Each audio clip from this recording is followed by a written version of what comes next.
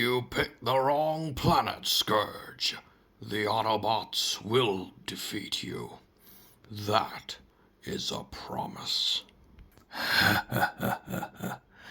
It seems the hunt has drawn to a close. We will defend this planet, no matter the cost.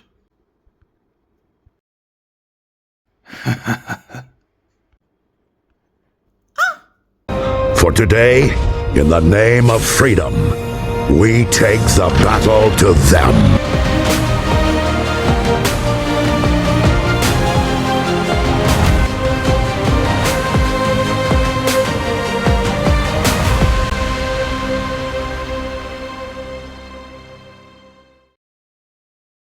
Hello and welcome to the first Transformers review in a very long time, and today we have something extremely different. Yes, as opposed to a studio series or maybe an old figure, today we will be looking at my first non-transforming Transformer, that being the Yolopark AMK series Transformers Rise of the Beasts Scourge. And I mean, look at him, he's already glorious. But of course, we're going to take a look at the box first. And, you know, it's the same freaking crappy CG renders we've had. All the same concept art, with Scourge looking stupid as hell. I still don't know why, even though we already got Scourge in the movie. I don't know why Hasbro and the designers never did proper CG renders for this guy, because these are the same crappy renders that we've had since the beginning. And, you know, it says ages plus. Ages plus. For God's sake, that's just how long it's been since I've done a review. Ages 8 and up. And you can see it does say 22 centimeters tall. It's pretty cool, actually. Yeah, the Terracon logo. I do apologize for the desk being an absolute mess. But you can see another one of Scourge's renders there. And then on the side, it's the kind of sideways one. On the back is basically everything. I mean, that's your instructions pretty much right there. You do get a few product shots, but I don't really want to spoil that. And then it's just Rise of the Beasts. Well, the logo on the back. Yes, it's a mess.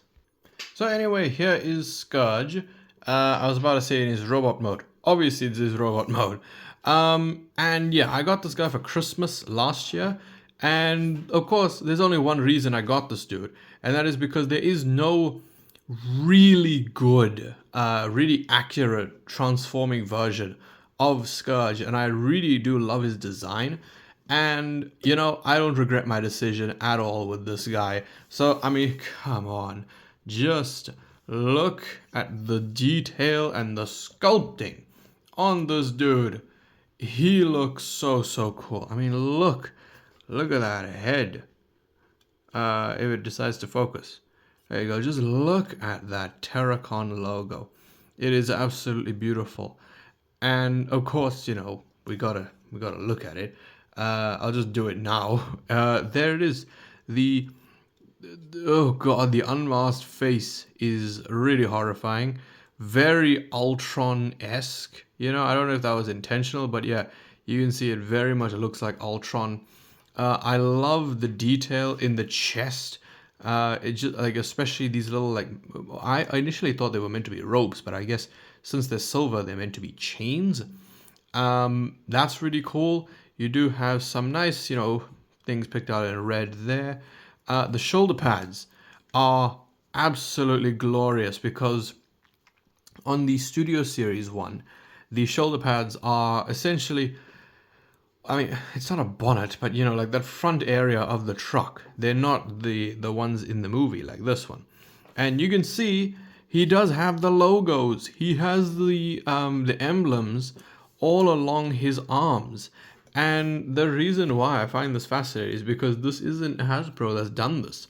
So, yeah, like Yolopark actually did, you know, they were able to put the logos on, which is really cool. And I mean, you can see there's a Predacon logo, another Predacon logo, another Jesus, this dude just killed all the Predacons. There, you can slightly make out is like a half Autobot logo right there. That's literally half an Autobot logo, so that's interesting. On the actual arm here, there's another Autobot logo and another one. But the most interesting one is there's a Decepticon logo there. And, of course, the two factions that never showed up in Rise of the Beast are Predacons, because Scorponok, the real Scorponok, I believe, was originally set to make an appearance in the film, but did not show up, unfortunately. And as someone who loves Beast Wars, how did you not introduce the Predacons in the same movie as you introduced the Maximals? That makes absolutely no freaking sense. But anyway, there's that. The claw, I think, has some cool detail on it. There's some cool sculpting and stuff, but really, there doesn't need to be a lot of detail there. Then the abdomen section, I think, looks fantastic. It's painted with this really beautiful silver. I love that. And then you get to the legs, and you can see, obviously, the fake tires there. And it looks so seamless, honestly. They got the legs of Scourge to be flawless. They really, really did. Then, of course, you get to this arm, and it's a hand, of course. This is the only arm that didn't turn into the claw. I don't know why I'm saying the only, as if he had so many arms. This is the hand that remained a hand the entire film. And it is really satisfying to pose it, to be honest with you. But, yeah. So, that's pretty cool, to be honest with you. All the detail is just, it's amazing. And especially when you get to the back. Look at this dude, man. He looks so, so good. He really, really does. I love the detail of, the smokestacks and that spinal detail there. It's really, really good. It kind of reminds me of the, I think it was the 3-0 Bumblebee movie Prime. And, yeah, that is basically that. But the articulation is really where it's going to get difficult for me to show. Because, let me just remove the Terracon faceplate. So, he has a ball joint at the bottom of the neck. So, you can get, a decent range of motion there. But there's also one at the head. So, you can basically get him into any position you want, except looking up. That's as far as he can look up, which is, it's pretty disappointing. But his mouth also moves, but it barely moves. And I see other people open it way wider, because look at that. That's as far as it opens for me. So, I don't know, maybe I'm just too much of a coward to actually mess with it, but I don't want to mess around with this thing too much. The shoulders, I believe these things do move out of the way, yeah, slightly. So you can actually move oh my God, I'm going to get to that just now. The shoulders, you can move them up and down, and, you can do a full 360, of course. They go out on there's a separate hinge there for the shoulders to go out. There's a really, really good elbow bend. That's absolutely glorious. There's a bicep swivel, and then the claw does spin. It's not really doing it right now, but it does. It spins really well, trust me. Okay, I promise I'll get this. Why is it not doing it? Whatever. Honestly. Then the same thing on this hand, on this arm, sorry. Except here, the fingers, you can see, do have a lot of hinges in them. So you can get this dude basically doing any sort of hand gestures you want, as long as they're PG, if you're going to post them. So there's that. There is a swivel at the top here. I say slight, it is pretty. I don't know why it goes more to the right than it does to the left. I don't know why, but you can of course put it sideways like this. I should probably load the camera. There's that. There's also this, which I did show Alfonso. Frick, come on. So freaking dumb. You got drop down hinges on the legs, so you can go all the way up. You can kick his own shoulder if you wanted to. You got some thigh rotation there. Now the knee bend, this back part here, this needs to be moved out of the way. Then you can accommodate for the knee bend. So that's really cool. And also I love, hold on if I get this out of the way again, Look at the pistons there. Look at that. That is beautiful. Beautiful work. I mean, the ankle, it like slightly pivots. Oh, no, man, that's a, that's a good pivot. Of course, it does, move around. Oh, I just unscrewed it. And then the toe does bend. But let me talk about one issue I have with this guy. Obviously, this is a model kit, right? So you will literally build him out of the pieces. It's not like Lego where there's like a million different pieces. It's I don't actually know. Let me take a look at the boxing card. There's 1, 2, 3, 4, 5, 6, 7, 8, 9, 10, 11, 12, 13, 14. Okay, whatever. Just say 30 pieces. I'm not gonna bother counting all of them. But yeah, so of course, there's all these different pieces, but it's one piece that, well, technically two, because it's on both sides, that keep popping off are these side pieces of the arms. It is so frustrating because it's not just this one. It's also actually, I think it might just be this piece. Whenever I bend the arm, it will almost always pop off. Like, hold on a minute. If I put this thing back, right? If I can get a grip of it, put it back. Right, it is on. And if I bend the elbow all the way, of course now it fucking, oh my god.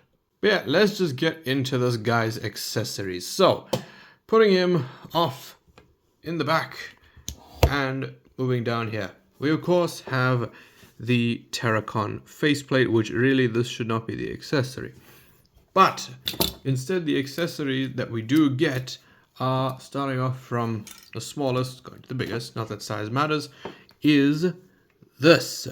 This is an optional face piece for if you decide to display the Scourge with his exposed ugly face.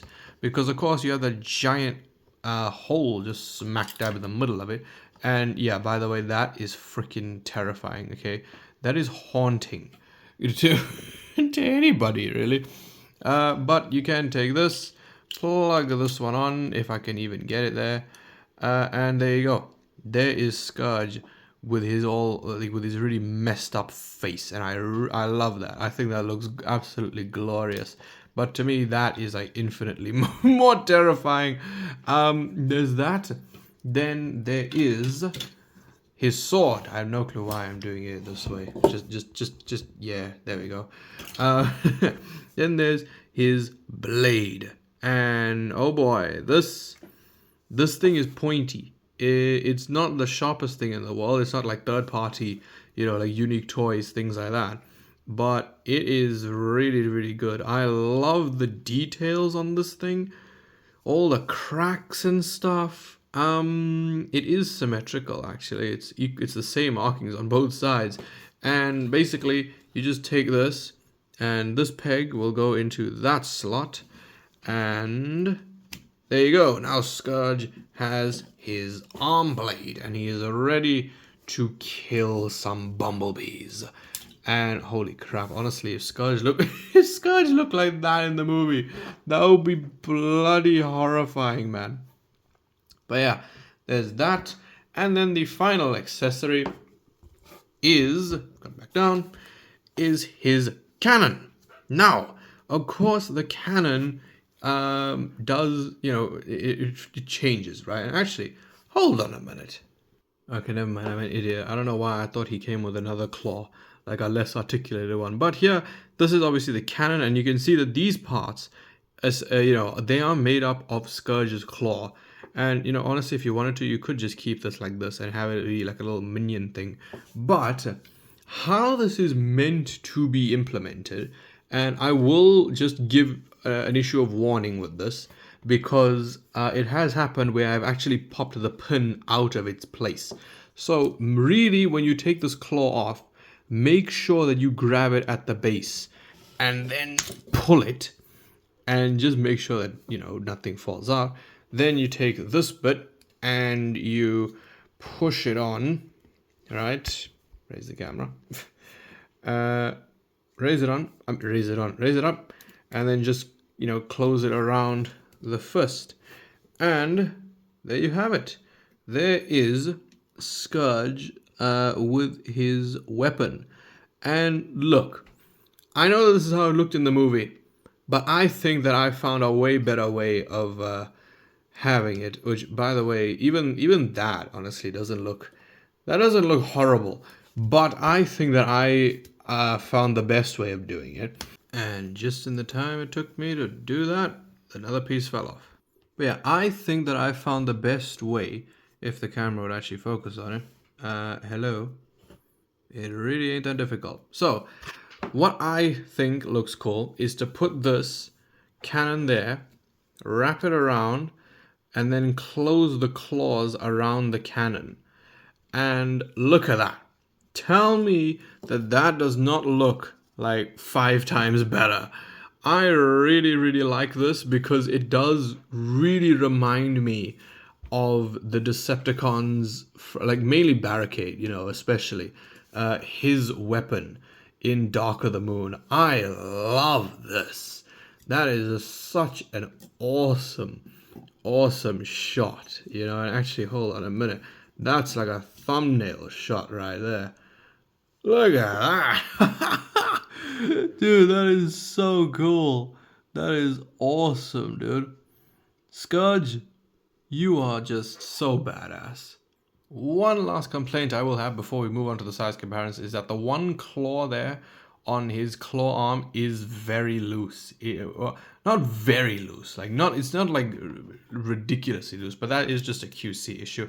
But moving on to size comparisons, here he is with his best friend, Studio Series 100, Rise of the Beast Bumblebee. And yeah, I actually think that does work. This Scourge doesn't work well with a lot of mainline figures. I should probably get my Doctor Doom mask out of the way. Oh, fuck. But yeah, it doesn't work well with a lot of Studio Series figures, but this one, I actually think it works pretty well with. There he is with his 86 version of himself. That's crazy. You got 1986 over here, and you got 2023. Actually, no, hold on a minute. Oh, yeah, 2023.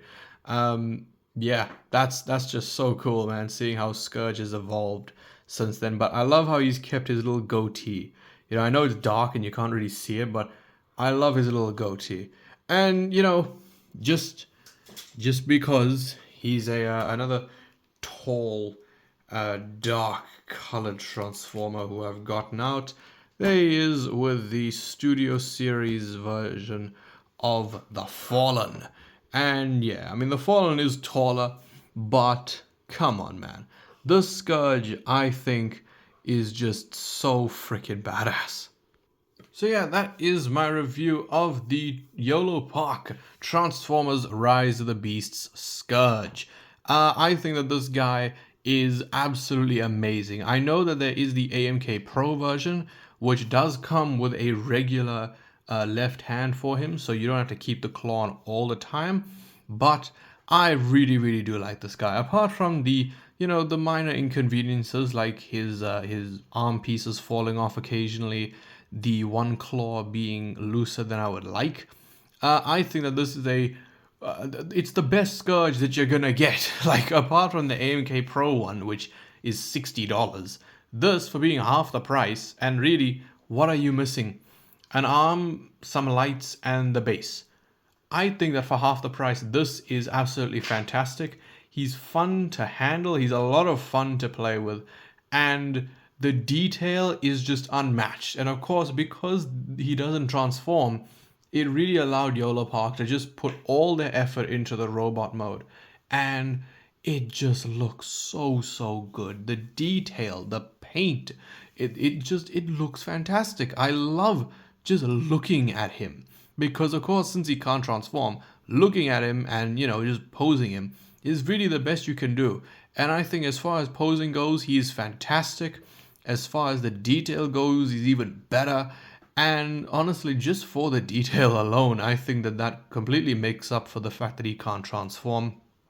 And really, it's Scourge. you are not going to have him be in truck mode anyway, because the one part that everyone wanted to see of his truck mode, which is when Prime rams into him, was cut from the movie. So yeah, overall, I'm going to give this Scourge, you know, even with the inconveniences I have with it, I'm still going to give this thing a 10 out of 10.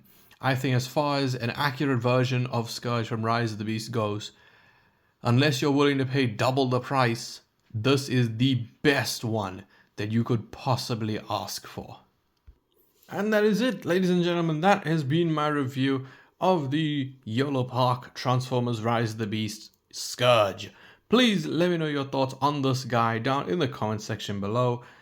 Do you think the AMK Pro version is worth it? And, you know, obviously I'm not getting it, but I mean, for someone who doesn't have a Scourge at all, do you think they should get this one? Or do you think they should get the AMK Pro one? Just anything and everything, let me know down in the comment section below. And yeah, I think that is pretty much it. So, if you did enjoy this video, then please leave a like, subscribe, and goodbye.